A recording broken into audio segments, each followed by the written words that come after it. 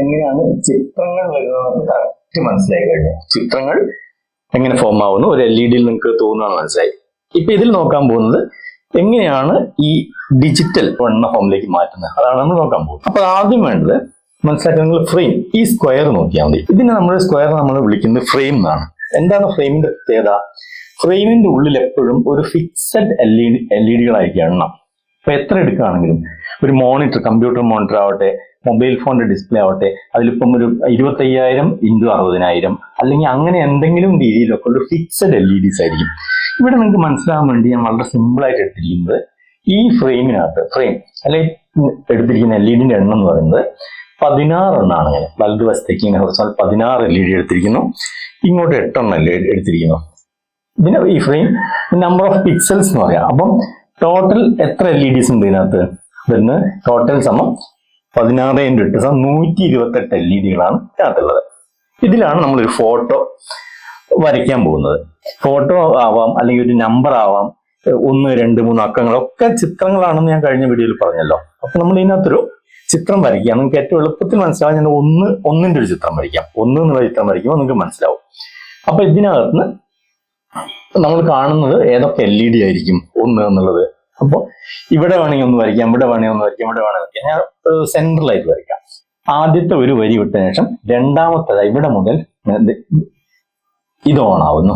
ഇങ്ങനെ കുറച്ച് വലുതാക്കിയില്ല, അപ്പൊ നിങ്ങൾക്ക് മനസ്സിലാവും. 2, 3, 5 ഒരു. ഇനി ഒന്നിനൊരു ഭംഗി വേണമെങ്കിൽ വലതുവശത്തേക്ക് ഒരെണ്ണോ ഇടതുവശത്തേക്ക് ഒന്ന് തടുപ്പിക്കുക. ഒന്നിന്റെ വര ഉണ്ടാവുമല്ലോ. അപ്പൊ ഏകദേശം നിങ്ങൾ ഇത് ഗ്യാപ്പ് ഇല്ലെങ്കിൽ നിങ്ങൾ ഇങ്ങനെ കാണുന്നത് ഏകദേശം ഇങ്ങനെയായിരിക്കും കാണുന്നു. ഒരു 1 എന്നുള്ള ചിത്രം സ്ക്രീനിൽ തെളിഞ്ഞു. ഇതിന് ബൈനറിയിൽ നമ്മൾ എങ്ങനെ കണക്കാക്കുന്ന പറഞ്ഞാൽ ഈ ഫ്രെയിമിനകത്ത് എവിടെ വന്നാലും അതിന് കൃത്യമായ ഒരു സ്ഥാനമുണ്ട്. ഇത് ഏതൊക്കെ സ്ഥാനത്ത് വന്നു എന്നുള്ളത് നോക്കാം നമുക്ക്. ഇത് നിങ്ങൾക്കറിയാം 1 മുതൽ 16 വരെ അക്കങ്ങളാണ് ഞാൻ കൊടുത്തിരിക്കുന്നത്. താഴോട്ട് ABCDEFGH വരെ കൊടുത്തിരിക്കുന്നു 8 എണ്ണം. ഈ LED അതിന്റെ പേരാണ് A1. A1 എന്ന് പറഞ്ഞാൽ ഈ ഫ്രെയിമിൽ ഇതേ ഉള്ളൂ, വേറെ എവിടെ ഇല്ല. Aയിൽ ഇതുപോലെ നമുക്ക് 16 LED കിട്ടും. എന്ന് വെച്ചാൽ A8 ആവാം, A10 ആവാം, A16 ആവാം, അത്രയും നമ്പർ ഓഫ് LEDs കിട്ടി. പിന്നെ വരി മാറുമ്പോൾ Bയിൽ 1 കിട്ടും. ഈ Aയിൽ കിട്ടി അതുപോലെ മുഴുവൻ Bയിൽ കിട്ടും, Cയിൽ കിട്ടും, Eയിലും കിട്ടും. അപ്പൊ ഈ ഒരു LED പേര് എത്രയായിരിക്കും നിങ്ങൾ ജസ്റ്റ് നോക്കിയാൽ മതി. ഇങ്ങോട്ട് വരുന്നത് F ആണ്. F13 എന്ന് പറഞ്ഞാൽ ഈ LED ആയിരിക്കും. എവിടെയെങ്കിലും ഇവിടെ ജസ്റ്റ് നോക്കിക്കഴിഞ്ഞാൽ ഇവിടെ C10 ആണ് വരുന്നത്, C10 വരുന്നു. ഇവിടെ വന്നു കഴിഞ്ഞാൽ എത്ര വരുന്നുണ്ട്? H16 ഇങ്ങേറ്റം, H16 ഈ അറ്റം, A1 ഈ അറ്റം. ഇപ്പൊ ഏത് LEDയും അഡ്രസ്സബിൾ ആണെന്ന് മനസ്സിലായി. ഇനി നമ്മൾ ഈ ഫ്രെയിമിനെ ഭാഗിക്കുന്നു. എത്ര LED വീതം? 8 വീതം ഭാഗിക്കാം. 16 ആവാം, 32 ആവാം, 64 ആവാം. അതൊക്കെ ഡിസൈനിങ് സോഫ്റ്റ്വെയറിനനുസരിച്ച് സംഭവിക്കുന്നതാണ്. അപ്പൊ നമ്മൾ എന്താണെങ്കിലും ഇവിടെ ഇപ്പൊ 8 ആയിട്ടാണ് നമ്മൾ വായിക്കുന്നത്. അപ്പൊ 16 ആയതുകൊണ്ട് 8 എന്ന് പറയുമ്പോൾ ഒരു സെറ്റ്, രണ്ടാമത്തെ സെറ്റ് ഒരു വരിയിൽ 2 സെറ്റ് വന്നു, രണ്ടാമത്തെ വരിയിൽ 2 സെറ്റ്, 8ന്റെ 2 സെറ്റുകൾ വന്നു. അപ്പൊ ഇതൊക്കെ ഓഫാണ്. ഈ LEDകൾ ഈ 1 എന്ന സ്ക്രീനിൽ തെളിയുന്ന സമയത്ത് ബാക്കി എല്ലാം ഓഫാണ്. ഏതൊക്കെയാണ് തെളിഞ്ഞിരിക്കുന്നത്? നമ്മൾ ഇങ്ങനെ പഠിച്ച രീതി പറയുകയാണെങ്കിൽ B8, C8, D8, E8, F7, F8, F9, F 3 തെളിയുന്നു. അപ്പൊ ഇങ്ങനെ സെന്റർ കട്ട് ചെയ്തുകൊണ്ട് നമ്മൾ ഭാഗിക്കുകയാണ്. ഭാഗിച്ചിട്ട് എന്ത് സംഭവിക്കുന്നു? ഈ 8 LED അവസ്ഥകൾ, ഈ 8 ഈ ഓരോ 8 സെറ്റ് LED അവസ്ഥകളുമാണ് നമ്മൾ ഈ ഫോമിൽ ഒരു സ്ഥലത്ത് കൊണ്ട് സ്റ്റോർ ചെയ്ത് വെക്കാൻ പോകുന്നത്. ഇതാണ് സ്റ്റോർ ചെയ്ത് വെക്കുന്ന സ്ഥലം. സ്റ്റോറേജ് മെമ്മറി നമുക്ക് പറയാം. അതിനെങ്ങനെയാണ് കൊടുത്തിരിക്കുന്നത്? ഇവിടെ ABCDEH ഇത്രയും പേർക്ക് ഇവിടെ സ്റ്റോറേജ് അനുവദിച്ചു. അതിൽ 2 വരി സൂക്ഷിക്കാനുള്ള സ്ഥലം. ഒരു വരിക്ക് 2 സെറ്റ് ആണല്ലോ, 8ന്റെ 2 സെറ്റ്, അതുകൊണ്ട് ഒരു സെറ്റ് ഇവിടെ, ഒന്നിവിടെ. അങ്ങനെ നമ്മൾ സൂക്ഷിച്ചു വെക്കുന്നു. എന്താണ് സൂക്ഷിച്ചു വെക്കുന്നത്? ഈ LED അവസ്ഥ, ഇത് ഓൺ ആണോ ഓഫ് ആണോ എന്നുള്ള അവസ്ഥ. ഓഫ് ആണെങ്കിൽ 0 എന്ന് എഴുതി വെച്ചു, ഓൺ ആണെങ്കിൽ 1 എന്ന് എഴുതും, വേറെ ഒന്നും എഴുതണ്ട. പക്ഷെ ഇതിൽ ഒരു LED പ്രകാശിച്ചാലും ശരി, ഒരു വലിയൊരു ഒരാളുടെ മുഖം ഫേസ് ആണെങ്കിലും ശരി, എന്തൊക്കെയാണെങ്കിലും അതിന് മുഴുവൻ ഈ ഫ്രെയിമിന്റെ മുഴുവൻ ഡാറ്റ നമ്മൾ സ്റ്റോർ ചെയ്തിരിക്കണം. അല്ലാണ്ട് ഒരെണ്ണത്തിന് മാത്രം സ്റ്റോർ ചെയ്യാൻ പറ്റില്ല. അപ്പൊ ഒരു സിംഗിൾ ഫ്രെയിം എന്ന് പറഞ്ഞാൽ ഇതിനെ സംബന്ധിച്ച് 128 LED സ്വിച്ചിങ് സ്റ്റാറ്റസ് നമ്മൾ ഇവിടെ സേവ് ചെയ്ത് വെച്ചാൽ മാത്രമേ നമുക്ക് പിന്നെ റിപ്പീറ്റ് ചെയ്ത് അങ്ങോട്ട് എടുക്കുമ്പോൾ അതുപോലെ വരാൻ പറ്റും. ഇനി ഇതെങ്ങനെ വെക്കും നോക്കാം.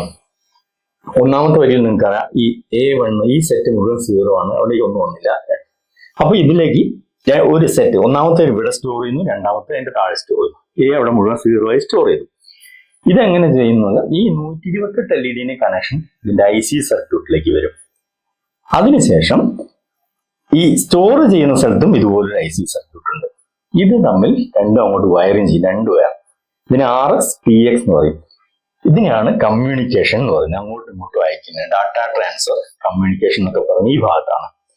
ഇവിടെ ഇതിൽ ചിത്രമായിട്ടാണ് നമുക്ക് ഫീൽ ചെയ്തത്. ഈ ICക്കകത്തേക്ക് വന്നതിന് ശേഷം ഈ ഏതൊക്കെ ഓണാണ് ഓഫ് ആണെന്ന് തീരുമാനിച്ചത് കൊണ്ട് ഇങ്ങോട്ട് അയക്കുമ്പോൾ ഇവിടെ എത്തുമ്പോൾ ഇതിന്റെ പേര് മാറി, ഇതിന്റെ പേര് ഡാറ്റ എന്നായി. ഡാറ്റ. അപ്പം ഈ ചിത്രത്തിനെ ഡാറ്റയായി മാറ്റി ഇങ്ങോട്ട് സ്റ്റോർ ചെയ്യാൻ വേണ്ടി അയച്ചു. ഇനി കാണുന്നൊരു പാർട്ടികൾ ഇതേ അളവിലുള്ള ഫ്രെയിം ആയിരിക്കും ഇവിടെ വെച്ചിരിക്കുന്നത്. ഇവിടെ വന്ന് ഇതേ പ്രോസസ് കമ്മ്യൂണിക്കേഷൻ വഴി, ഇതിപ്പോ ലോകത്തിന്റെ പല ഭാഗത്തുള്ള ആൾക്കാർ മോണിറ്റർ ഉപയോഗിച്ചു മൊബൈൽ, അവർ കമ്മ്യൂണിക്കേഷൻ വഴി ഈ സ്റ്റോർ ചെയ്ത് വെച്ചിരിക്കുന്ന ഡാറ്റ ഇവിടെ ഇരുന്നു ഫോണിനകത്ത് വെച്ച് വീണ്ടും ആ ഡാറ്റ ചിത്രമായി അതേ പിക്സലിലേക്ക് കൺവേർട്ട് ചെയ്ത് നമുക്ക് ഇവിടെ ചിത്രമായിട്ട് കാണിച്ചിരുന്നു. ഇതാണ് ഇതിന്റെ പ്രോസസ്. ഇനി ഇത് എല്ലാ വരിയും നമുക്ക് ഇവിടെ സ്റ്റോർ ചെയ്ത് വെച്ചതിന് ശേഷം ഇതിനെ നേരെ കൺവേർട്ട് ചെയ്തിട്ട് എങ്ങനെയാണ് കൺവേർഷൻ ചെയ്യുന്നത് കൂടി സിമ്പിൾ ആയിട്ട് പറഞ്ഞുതരാം. അപ്പൊ ഒന്നാമത്തെ വരി വെച്ചല്ലോ 00. ബി നോക്കൂ, രണ്ടാമത്തെ വരിയിൽ ഇതിൽ ഒരെണ്ണം ഹൈ ആണ് എന്ന് വെച്ചാൽ അത് 1 ആണ്. ഇവിടെയാണ് നമ്മൾ ചിത്രം വന്നിരിക്കുന്നത്. 000000001 എന്ന് വരും. ഇതാ ബി. രണ്ടാമത്തെ വരിയിൽ, ഒന്നാമത്തെ വരിയിൽ ആദ്യത്തെ പകുതി മുഴുവൻ 0, രണ്ടാമത്തെ വരി 0. ബിയിൽ ഒരെണ്ണം ഹൈ ആയതുകൊണ്ട് അറ്റത്ത് വരെ 1 വന്നു, ബാക്കിയൊക്കെ 0.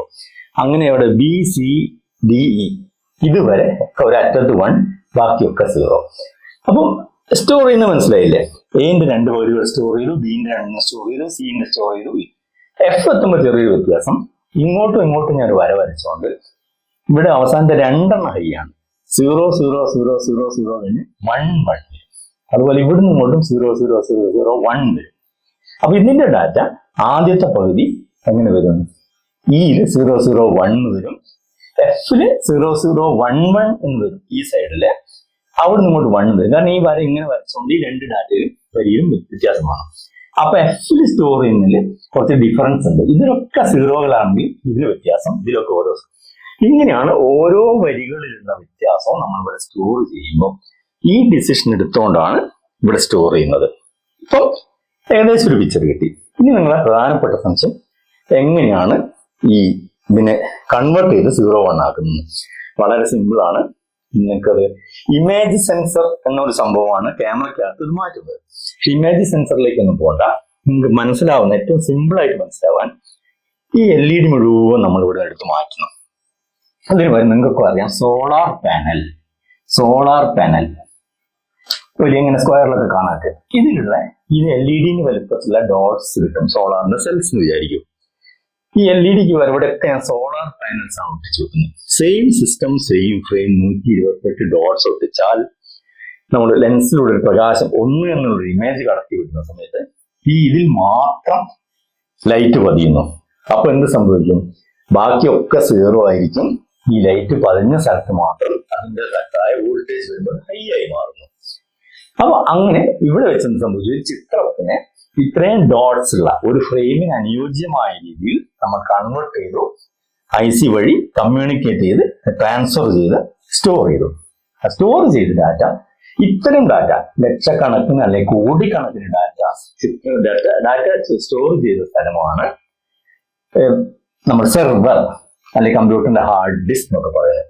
അവിടുന്ന് ആർക്ക് വേണമെങ്കിലും ആക്സസ് ചെയ്തുകൊണ്ട് ഇങ്ങനെ മൊബൈലുകളിലൊക്കെ എവിടേക്കും യൂസ് ചെയ്യാം കമ്മ്യൂണിക്കേഷൻ വഴി. ഇതിന് സമാനമായ ഡിസ്പ്ലേയിൽ നിങ്ങൾക്ക് ഇവിടെ എന്ത് ചിത്രമാണോ നമ്മളിവിടെ എടുത്ത് അതിനെ കൺവേർട്ട് ചെയ്ത് സ്റ്റോർ ചെയ്ത് വെച്ചിരിക്കുന്നത്, അതേ സിസ്റ്റം നമുക്ക് തിരിച്ചിവിടെയും കാണാൻ കഴിയും. ഇങ്ങനെയാണ് ഈ 0101 ഓണായ അവസ്ഥ, ഓഫ് ആയ അവസ്ഥ നമ്മൾ ഒരു സ്ഥലത്ത് സൂക്ഷിച്ചു വെക്കുന്നത്. ഇതാണ് മെമ്മറി സ്പേസ് എന്ന് പറയുന്നത്.